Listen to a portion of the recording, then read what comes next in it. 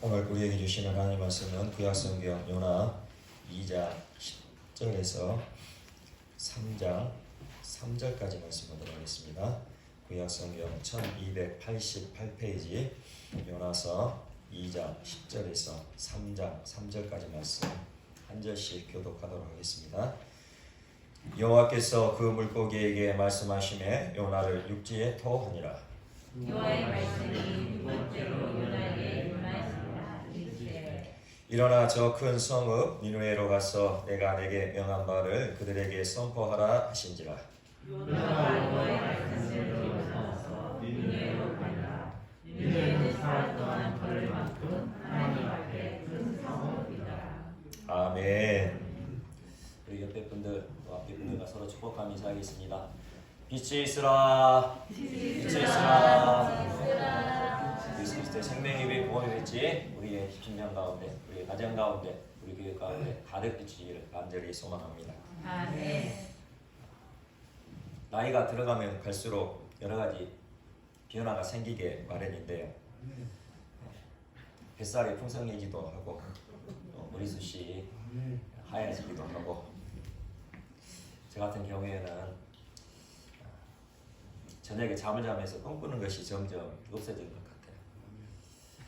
생각해 보니까 기껏해야 한 달에 한두 번이나 꿈을 꾸는 것이 있을까 그런 정도인 것 같습니다. 그런데 어릴 때는 어떻습니까?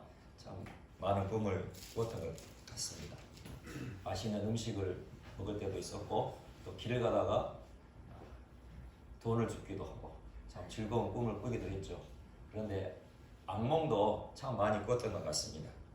악당들과 싸우다가 높은 빌딩에서 떨어지기도 했고, 또 무시무시한 족복들이 뒤에서 쫓아오니까 도망을 쳐야 되는데, 도망을 치긴 쳐야 되는데 발바닥이 강력 본드에 붙인 것처럼 전혀 움직이지 않을 때 식은땀이 절로 나고, 뒤에서 쫓아오는 족복들의 그 모습만 보면서 쩔쩔매는 그런 꿈도 꾸기도 했죠. 그리고 또 어느 때는 갑자기 깊은 산속에 저 혼자 있는 거예요. 점점 날은 저물어지고 캄캄해지고 빨리 집으로 가야 될 것 같은데 길은 보이질 않고, 그렇게 해서 아래쪽으로 향해서 걸어간다고 계속 걸어갔는데 한참을 걸어가서 이제 좀 아래로 내려왔나 싶었더니 봐보면 처음 있었던 그 자리에 다시 있는 나의 모습을 볼 때, 그리고 갑자기 저 뒤에서 뭔가 튀어나올 것 같은 그런 상황이 다가올 때 참 등골이 오싹해지고 전율이 느껴질 수밖에 없죠. 그리고는 잠을 깨곤 했던 적이 있었던 것 같습니다. 여러분도 이런 경험들이 있으셨나요? 이런 일들이 꿈에서 일어났다면 잠을 깨고 나면 꿈이었구나 하고 다시 잠을 들면 그만이겠죠. 하지만 이런 일이 현실에서 일어난다면 정말 난감할 거예요. 깊은 산속에서 길을 헤매다가 아래로 내려가려고 그렇게 애를 썼는데 몇 시간을 헤매다가 되돌아보니 다시 그 자리에 있다면 얼마나 난감하겠습니까?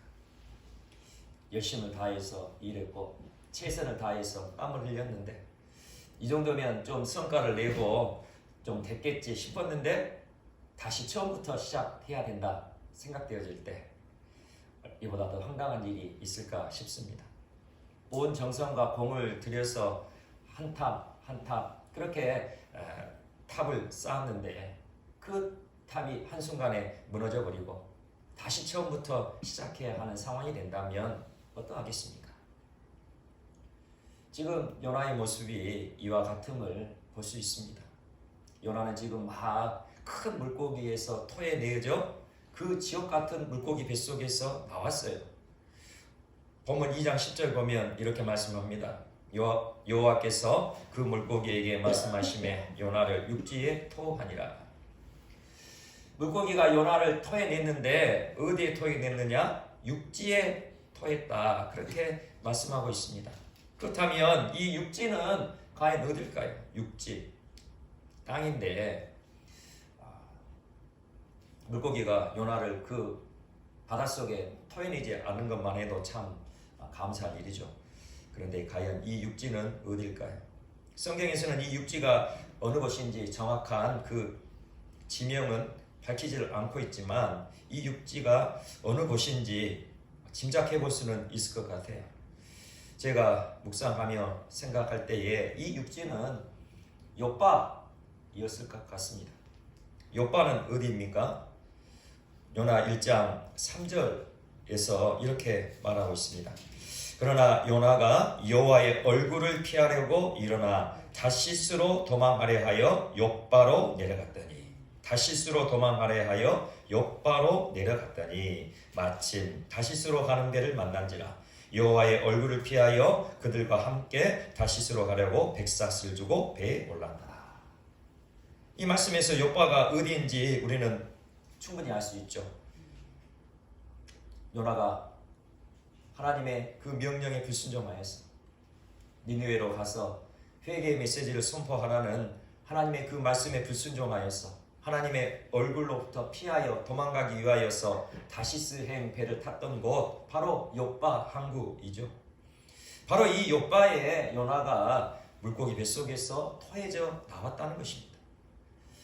제가 이렇게 해석하는 이유는 세 가지로 설명해 드릴 수 있습니다. 첫 번째 이유는 요나가 다시스행 배를 탔을 때에 아까 우리가 봤던 1장 3절에서 백삭을 주고 탔다라고 그렇게 말씀하고 있어요. 그리고 지금 요나가 욥바를 떠나서 이제 지중해를 건너고 있는 중에 큰 폭풍을 만나게 되죠. 그렇게 큰 폭풍을 만났기 때문에 지금 이 요나가 육지에 토해졌다면 어떻게 됩니까? 그 지중해에 있는 어느 다른 섬이 될 수도 있고 아니면 육지일 수도 있고 바로 그곳에서 고국 이스라엘로 오려면 또 다른 배를 타고 와야 했을 것이라는 거죠. 그런데 요나가 과연 그만한 백삭을 가지고 있었을까 의문스럽다는 것입니다. 그 당시 땅끝으로 가는 배 바로 다시스행 배죠. 그 당시 가장 멀리 있는 곳을 향하고 있는 곳이 바로 이 다시스행 배였어요. 그러니 그 백삭은 굉장히 비쌌겠죠. 옛날에는 그 미국으로 가려면 비행기를 타야 되고 그 비행기 그 표값이 없어서 미국을 가지 못했던 적들이 우리에게 있지 않습니까? 그러니 그 당시 가장 먼 곳인 다시스행 배를 타려면 아마 요나는 엄청난 백삭을 지불했을 거예요. 하나님의 말씀을 전하는 선지자 그가 가진 것이 있었으면 얼마나 많이 가졌을 것입니까? 가난한 그 생활을 할 수밖에 없던 선지자 요나 이 다시스행 백삭을 지불하는 것도 버거웠을 거예요. 백삭을 다 지불하고 나니 가진 것이라고는 아마 거의 없었을 거예요. 빈터터리로 이제 다시스행 배를 탔던 요나 그 지중해 건너편에서 고국인 이스라엘로 오기란 쉽지 않았을 거라는 거죠. 배를 타고 와야 했고 배를 타지 않았을지라도 육지로 어떻게 해서 걸어서 왔을지라도 엄청난 시간과 엄청난 노력과 그 시간 동안에 그 먹고 또 잠을 자고 하는 그런 비용들이 필요했을 거라는 거죠. 그러니 하나님은 큰 물고기에게 요나를 욥바에 토해라 그렇게 명령하셨을 것입니다. 두 번째 이유는 이제 이후의 말씀을 보게 되면 니느웨 성이 심판받을 날이 얼마 남지 않았다는 거예요. 요나가 니느웨 성에 가서 이제 선포한 그 심판의 메시지를 보게 되면 40일이 지나면 니느웨 성이 무너질 것이다. 40일이 지나면 니느웨가 심판받게 될 것이다. 그렇게 선포하였습니다. 하나님께서 심판의 날로 정한 날짜가 분명히 있었고 그 심판의 날짜가 얼마 남지 않았다는 거예요. 그러니 요나가 만약 욥바가 아니라 다른 육지에 토해졌으면 그 고국으로 돌아오는 시간 배를 탔든지 아니면 육지를 어떻게 해서 걸어왔든지 그 시간이 상당히 지체가 되었을 거라는 거죠. 하나님의 선지자는 하나님의 말씀을 들어야 자신의 소명을 감당할 수 있습니다. 하나님의 사람은 결코 자신의 생각이나 판단으로 움직여서는 안 된다는 거죠. 만약 자신의 생각이나 자신의 판단으로 움직인다면 그는 더 이상 하나님의 사람이 아닌 거죠. 하나님의 선지자 자격을 이미 상실한 겁니다.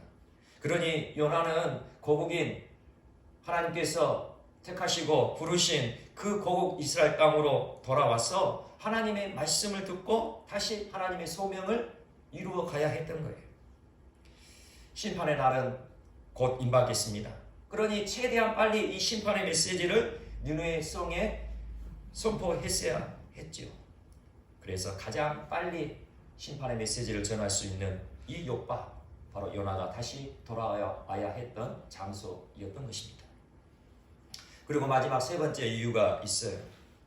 이 세 번째 이유가 어쩌면 가장 중요한 이유가 될 것입니다.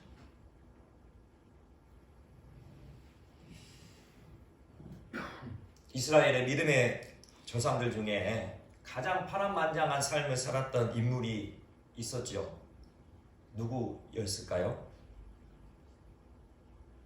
이스라엘 믿음의 조상들, 믿음의 족장들 중에 가장 파란만장한 삶을 살았던 사람, 야곱이죠. 태어날 때부터 쌍둥이 형 에서의 발꿈치를 잡고 나올 정도로 참 대단한 사람이었습니다. 하나님의 축복을 받기 위해서는 물불을 가리지 않았던 사람이에요. 어떠한 술수, 어떠한 모략, 어떠한 장깨도 서슴지 않았던 인물이 바로 야곱이었죠. 심지어 형 에서의 장자권의 그 축복을 빼앗기 위하여 늙은 아버지를 속이는 탐욕스러운 사람, 탐욕스럽기 짝이 없던 사람, 바로 그 야곱이었습니다. 결국 이 일로 인하여 장자권을 빼앗겨버린 형 에서를 피해 형 에서가 자신의 장자권을 빼앗긴 것을 알고 동생 야곱을 죽일 기회만 찾았던 거죠. 그러니 그 형 에서의 유혹을 통해 무려 800km나 떨어져 있던 밧담 아람까지 도망을 칠 수밖에 없었습니다. 밧담 아람에 있는 외삼촌 라반의 집에서 야곱은 무려 20년 동안이나 험악한 인생을 살았습니다. 외삼촌 라반의 그 장깨에 또 속으면서 20년 동안 험난한 인생을 야곱이 살았던 거죠. 그러한 야곱을 불쌍히 여기셔서 하나님이 야곱을 만나셨어요. 그리고 야곱에게 이렇게 명령하셨죠. 내 조상의 땅, 내 족속에게로 돌아가라. 그렇게 말씀하실 때에 야곱은 하나님의 이 명령에 순종하였습니다. 그런데 야곱의 마음에는 한 가지 걸리는 것이 있었어요. 무엇입니까? 형 에서죠. 800km나 떨어져 있는 밧담아람까지 도망친 이유가 바로 형 에서이기 때문이에요. 고향으로 돌아가면 틀림없이 형 에서의 칼이 기다리고 있을 것은 불이 보듯 뻔한 일이었다는 것이죠. 그렇게 두려웠지만 야곱은 고향으로 돌아가라는 하나님의 명령을 따라 고향으로 발걸음을 옮깁니다. 그런데 상상했던 것처럼 에서가 400명의 부하를 이끌고 온다는 충격적인 소식을 듣게 됩니다.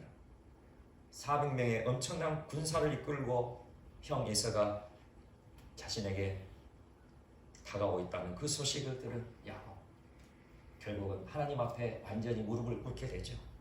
자신의 능력, 자신의 힘으로는 더 이상 형 에서를 맞설 수가 없었기 때문이에요. 그래서 야곱은 야복강에 홀로 남았어 하나님의 사자를 붙들며 그렇게 간절히 기도할 수밖에 없었다는 겁니다. 내게 축복을 주시지 않으면 나는 아무것도 할 수 없는 무능한 자입니다. 그런 일사각오로 하나님의 사자를 붙들며 기도할 때에 마침내 야곱은 하나님께 응답을 받게 됩니다. 이윽고 형 에서가 400명의 부하를 이끌고 왔어요. 그런데 이것이 웬일입니까? 동생 야곱을 본 에서 그 야곱을 껴안고 포옹하고 입맞추면서 형제간의 모든 갈등과 긴장은 눈 녹듯 사라져 버렸어요. 형제간의 화해를 이루게 된 거죠. 하나님께서 역사하시고 하나님께서 응답해 주신 거예요. 그런데 진짜 문제는 지금부터 있습니다. 형 에서와의 이 극적인 화해를 이룬 야곱, 에서와의 모든 갈등이 해결되고 그 극도의 긴장감이 풀어졌을 때에 야곱의 마음이 완전히 해이해져 버렸다는 거예요. 야곱의 마음이 완전히 풀어져 버린 것입니다. 하나님은 분명히 뭐라고 말씀하셨습니까? 고향으로 돌아가라 했습니다.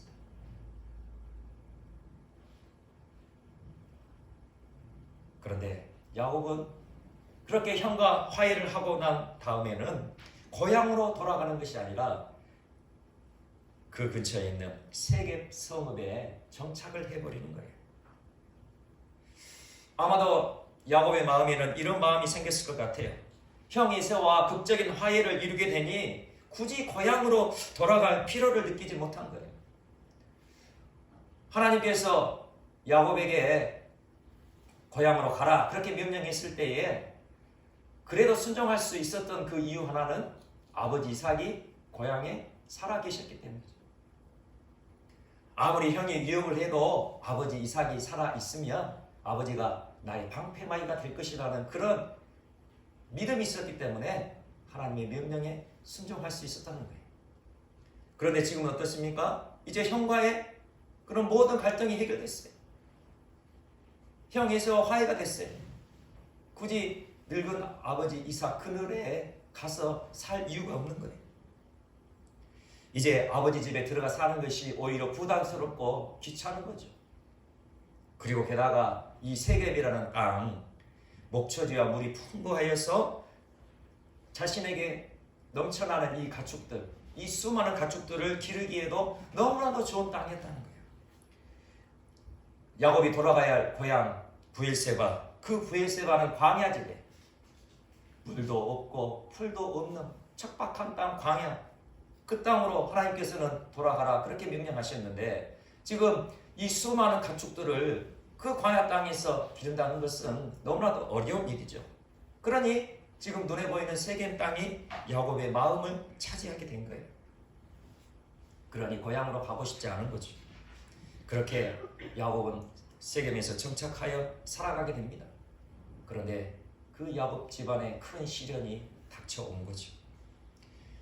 야곱의 딸인 디나가 세겜 땅의 그 추장 아들에게 성폭행을 당하게 되는 거예요.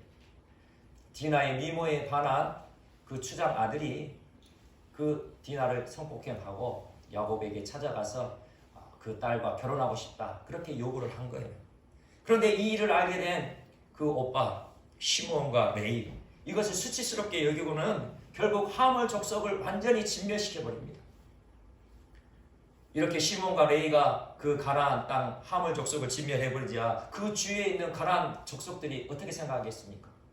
그 가나안 족속을 진멸해버린 이 야곱의 그 집안을 원수로 생각하고 어느 때라도 침략해서 원수를 갚으려 그렇게 생각하지 않겠습니까? 오히려 주변 가나안 족속들에게 위협을 받게 되는 그 두려운 결과를 낳아버리게 된 거죠. 이때 사랑의 하나님은 다시 야곱에게 나타나셨어요. 야곱이 나타나셔서 베델로 올라가라 그렇게 말씀하시죠. 이 베델은 어느 곳입니까? 야곱이 형 에서의 그 위협을 피해서 도망가다가 하나님을 만나고 하나님을 예배했던 것, 하나님의 집 바로 베델이었다는 것이죠. 하나님은 그 베델에 가서 너희가 다시 예배하고 하나님께 너의 마음을 온전히 드리라 그렇게 말씀하셨습니다. 야곱은 베델로 가서 제단을 쌓고 예배를 드렸어요.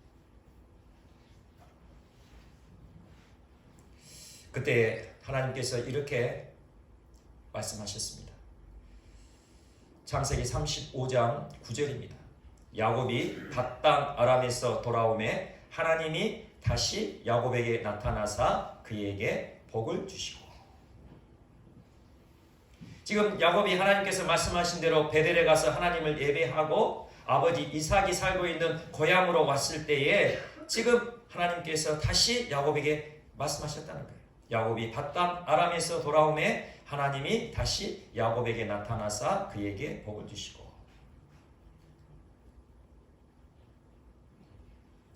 야곱이 닷단 아람에서 돌아오매, 야곱이 지금 닷단 아람에서 돌아온 적은 아주 오래됐어요. 지금 돌아온 곳은 어디입니까? 세겜에서 지금 그 고향으로 온 거잖아요. 그 풍요로운 세겜 땅에서 장막을 치고 게다가 하몰에게서 땅까지 샀어요. 땅까지 사서 정착을 하였어요. 그리고 그곳에서 또 제단을 쌓고 하나님을 예배하기도 했어요. 세겜 땅에서 그렇게 정착을 하고 땅까지 사서 그렇게 가축을 기르고 집을 짓고 또 그곳에서 세겜에서 하나님께 제단을 쌓고 예배도 하였어요. 창세기 33장 18절에서 20절까지 말씀입니다. 야곱이 밧담 아람에서부터 평안히 가나안 땅 세겜 서금에 이르러 그 성읍 앞에 장막을 치고 그가 장막을 친 밭을 세겜의 아버지 하몰의 아들들의 손에서 베크시타에 샀으며 거기에 제단을 쌓고 그 이름을 엘헬헤이스네알이라 불렀더라. 아멘. 야곱은 이미 밧담 아람에서 떠나서 평안히 세겜 땅에 정착해서 살았다는 거예요. 그런데 성경은 그렇게 평안히 세겜 땅에 정착해 살다가 모진 시련을 만나고 다시 베델로 가서 하나님께 예배하고 고향으로 돌아온 야곱에게 그제서야 뭐라고 기록하고 있냐면 밧담 아람에서 돌아왔다라고 또 그렇게 말씀하고 있다는 거예요. 밧담 아람에서 돌아오매 하나님이 야곱에게 나타나셔서 복을 주셨다. 그렇게 말씀하고 있다는 거죠. 이것은 무엇을 의미합니까? 하나님은 야곱이 세겜에서 머물렀던 시간, 세겜에서 정착하여 살고 있던 시간을 카운트하지 않으셨다는 거죠. 야곱이 세겜에서 평안히 거주하고 정착해 갔던 그 시간을 하나님은 인정하지 않으셨다는 거예요. 왜입니까? 세겜은 야곱이 있어야 할 땅이 아니었다는 거죠. 세겜은 하나님께서 명하시던 땅이 아니었다는 거예요. 비록 그곳 세겜에서 하나님을 예배하였을지라도 하나님은 야곱을 인정하지 않으셨어요. 세겜 땅이 아무리 풍요롭고 살기 좋은 땅이었어도 세겜은 하나님이 원하시는 땅이 아니었어요.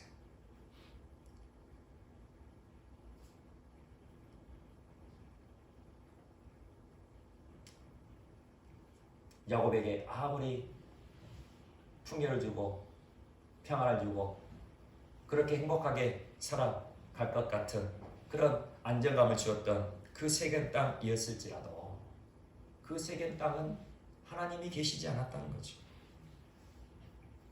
이 온 세상에 하나님이 계시지 않은 곳이 어디 있겠습니까? 설령 세겜 땅에 하나님이 원하시지 않는 땅이라 했어도 그 세겜 땅에 하나님이 계시지 않을 수는 없는 거죠. 그러나 하나님의 시선이 머물 수 없는 곳이 있다는 거예요. 하나님이 계실지라도 하나님의 시선이 머물 수 없는 것이 있다는 거예요. 하나님의 얼굴을 돌려버릴 수밖에 없는 것이 있다는 거예요. 그래서 솔로몬 왕은 하나님의 성전을 건축한 후에 이렇게 간절히 기도하였어요. 여호와 하나님이여 주의 기름 부음 받은 자에게서 얼굴을 돌리지 마시옵고 주의 종 다윗에게 베푸신 은총을 기억하옵소서. 하나님의 성전을 아름답게 건축한 솔로몬, 그 솔로몬이 하나님께 간절히 기도하기를 하나님의 얼굴을 나에게 돌리지 마십시오.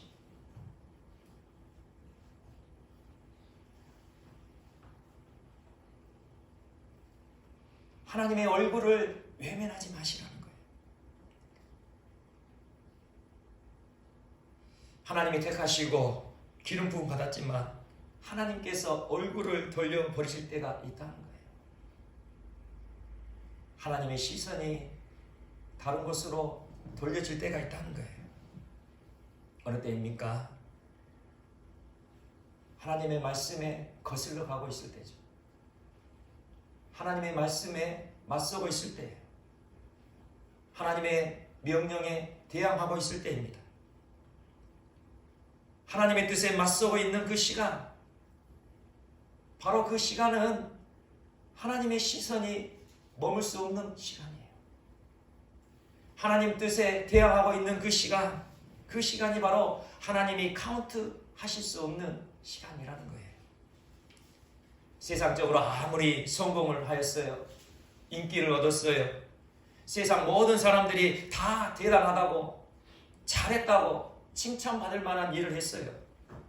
그러나 그것이 하나님 뜻과는 상관없는 것이라면 그 모든 성과는 하나님께서 인정해 주시지 않는다는 거죠.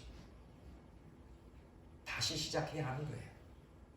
하나님이 원하시는 그곳에서 다시 시작해야 한다는 거예요. 하나님이 뜻하신 그곳에서 다시 출발해야 하는 것입니다. 하나님이 원하시는 그곳에서 처음부터 다시 시작해야 하나님의 복이 임하게 되는 거예요. 밧단 아람에서 돌아오매 야곱에게 하나님의 복이 임하신 것처럼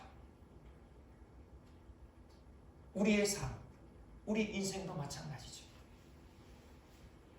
하나님이 원하시는 그곳에서 다시 출발해야 우리의 인생에 하나님의 복이 임하게 되는 것입니다.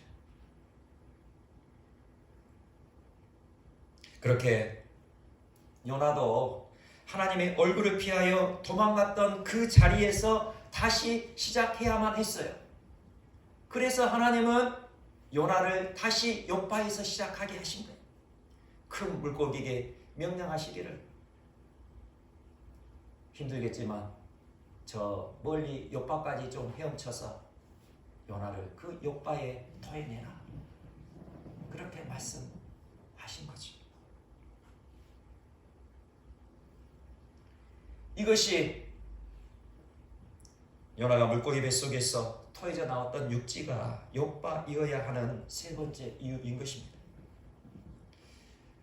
요나가 그렇게 하나님의 카운트 안에 들어왔을 때 하나님이 다시 나타나셨어요. 우리가 하나님의 시간 안에 들어왔을 때 하나님이 우리를 만나주세요. 오늘 본문 2절 말씀입니다.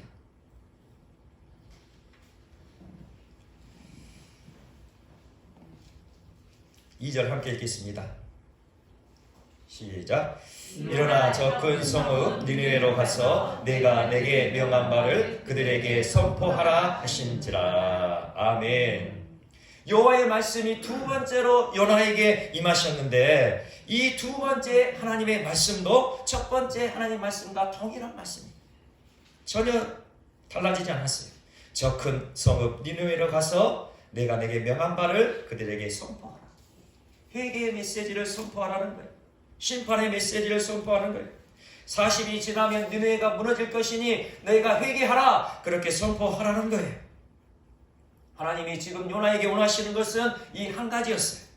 다른 것을 원하지 않으셨어요. 하나님의 두 번째 말씀도 첫 번째 말씀과 동일했다는 것이죠.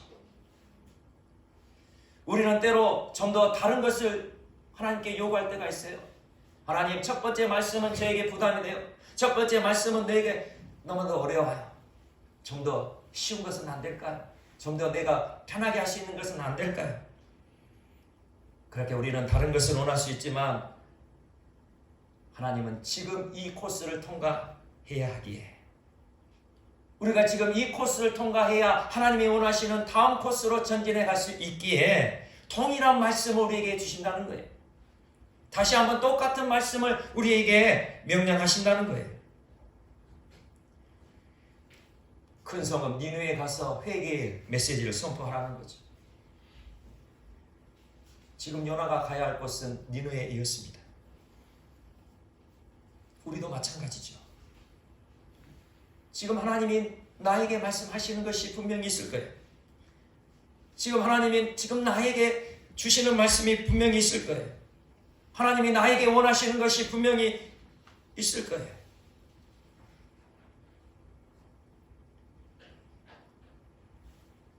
그런데 우리는 자꾸 핑계하지는 않습니까? 그런데 우리는 자꾸 변명거리를 찾지는 않나요?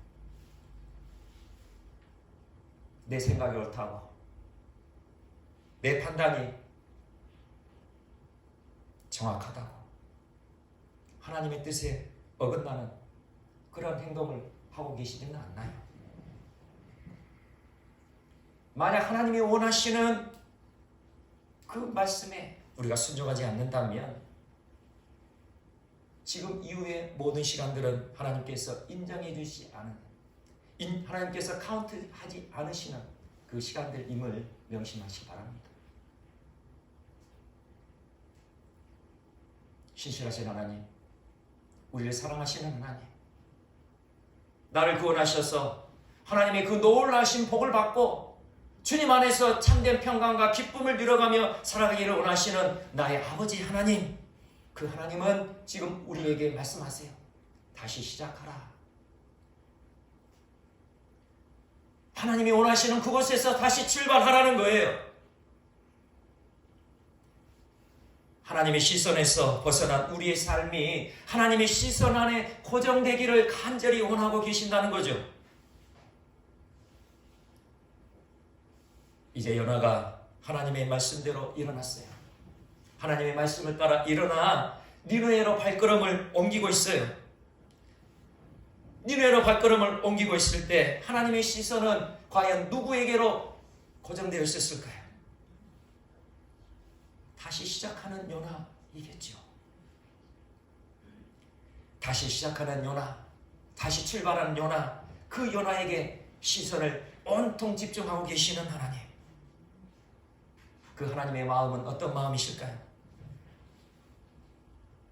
야가 또 이번에 또 어떻게 또 사고치지 않을까? 그렇게 전전긍긍 각정근심 그러실까요? 아니에요. 하나님도 다시 시작하세요. 우리가 다시 시작하면, 하나님 앞에 우리의 마음을 고백하고 진실로 회개하며 다시 시작하면, 다시 출발하면 하나님께서 다시 시작하신다는 거예요. 하나님은 우리의 잘못과 실수를 다시는 기억도 않으시고 다시 우리를 품어주시는 사랑의 하나님이시라는 거죠. 다시 출발하는 요나, 다시 시작하는 요나, 그 요나를 바라보시는 하나님, 불꽃 같은 눈동자로 그 요나를 바라보시면서 요나, 내가 너를 꼭 지켜줄 거야. 그 야만스러운 아수르 민족, 그 아수르 사람들이 드글드글하는 니느웨 성을 향하고 있는 이 요나, 언제 돌이 날라올지, 언제 창이 날라올지, 언제 화살이 날라올지 모르는 그 니느웨 성으로 나아가고 있는 요나, 내가 너를 꼭 지켜줄 거야. 니네 사람들에게 어려움 당하지 않도록 내가 너를 꼭 돌봐줄 거야. 그 마음으로 요나를 바라보시며 집중하고 계시지 않았을까요? 우리의 과거와 우리의 모든 것을 다 아시고 계시는 주님, 우리의 잘못, 우리의 실수도 기억 안 하시는 분이 바로 사랑의 하나님이세요. 우리가 회개하고 돌이키면 우리의 어떠한 잘못도, 어떠한 실수도, 어떠한 패역한 그 범죄도 지우개로 깨끗이 지워버리시는 사랑의 하나님이세요. 바울과 바나바가 1차 전도 여행을 떠났습니다. 그때 마가 요한을 데리고 갔어요. 그런데 이 1차 전도 여행 때에 이 마가 요한이 버가에서 그냥 돌아가 버립니다. 1차 전도 여행을 다 마치기도 전에 중간에 이 마가 요한이 돌아가 버려요. 그 이유는 정확히 모르겠지만 우리가 알 수 있는 것은 전도 여행이 힘들기 때문에 돌아갔겠죠. 그리고 다시 이제 2차 전도 여행을 또 하게 되었어요. 그때 바나바가 이 마가 요한을 또 데리고 가자 이 사도 바울에게 이렇게 요청을 합니다. 이때 바울은 이미 한번 전도 여행에서 되돌아가 버린 이 마가 요한은 절대 안 된다, 반대를 했어요. 그래서 결국 바울과 바나바가 다투고 결국은 바울과 바나바가 서로 다른 팀을 나누어져 이렇게 전도 여행을 떠났죠. 물론 하나님의 선하신 뜻 가운데서 아름다운 그 복음의 열매, 생명의 열매를 두 팀으로 인하여서 풍성한 열매를 맺기는 맺었지만 이 사도 바울의 마음 안에는 마가 요한이 중간에 전도 여행의 그 중요한 시점에 되돌아 버렸던 그것이 마음속에 간직되어 있었다는 거예요. 한번 사람 안에 선입견이 파고들고 편견이 파고들면 그것을 해결하기는 참 어렵습니다. 이해해야지, 용납해야지 하면서도 순간순간 우리 마음속에 그 옛날 일, 나를 버리고 나에게 상처 주고 도망쳐버렸던 그런 일들이 떠오르는 거죠. 그러나 하나님은 그러신 분이 아니다는 거예요. 우리가 아무리 하나님의 마음을 아프게 해드렸더라도, 우리가 아무리 하나님의 마음을 고통스럽게 해드렸더라도, 우리가 다시 시작하면, 우리가 믿음으로 다시 출발하면 하나님도 다시 시작하신다는 거예요. 우리의 모든 잘못, 우리의 모든 부족함, 하나님의 마음을 고통스럽게 했던 그 모든 것까지 깨끗이 다 잊어버리시고 다시 시작하시는 하나님이세요. 이것이 우리에게 주어지는 하나님의 은혜요 축복임을 믿습니다. 이 놀라운 은혜와 축복 속에 다시 믿음으로 순종하며 다시 시작하는 우리 모두가 되었어. 하나님의 역사하심을 날마다 누려가시는 우리 모두가 되시기를 간절히 축원합니다. 이제는 우리 주 예수 그리스도의 은혜와 아버지 하나님의 그 크신 사랑과 성령 하나님의 인도하심이 이제 하나님의 말씀에 순종함으로 다시 시작하기를 결단하며 나아가는 모든 지체들 머리 위에와 우리 가정 위에와 기업 위에 지금부터 영원까지 함께하여 주옵기를 간절히 축원하옵나이다. 아멘.